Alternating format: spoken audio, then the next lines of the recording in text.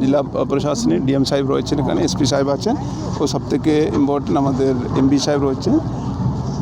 ও সকলের প্রচেষ্টায় ওর এই এলাকার মানুষের ওরা চাইছে বলে আজকে আমরা ভালোভাবে শুরু করতে পেরেছি, আর এটা চলবে।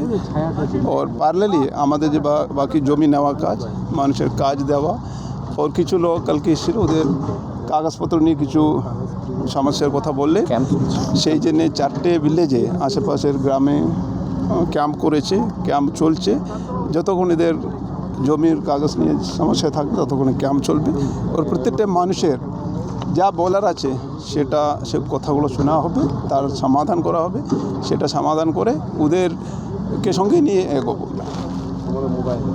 জমিগত কিছু সমস্যা ছিল এখানে, জমি না, জমির কাগজপত্র নিয়ে কিছু লোকজন বলেছিল তাদের কাগজপত্র ঠিক নেই, তাদের কিছু কারেকশন করা দরকার আছে। বা গ্রামে গ্রামে ক্যাম্প হচ্ছে, এখন 4টে গ্রামে ক্যাম্প হচ্ছে, আর পরে বাকি যত গ্রাম আছে প্রত্যেকটা গ্রামে ক্যাম্প করা হবে। ক্যাম্পের মাধ্যমে যা সমস্যা আছে, জমির কাগজপত্র নিয়ে যা সমস্যা সেগুলো মেটানো হবে।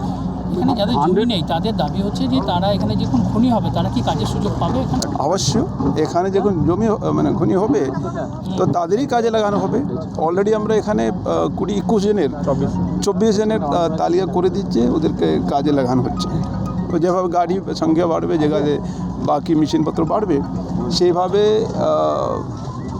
মানুষের কাজও বাড়বে, বেশি লোক কাজ দিতে পারবো।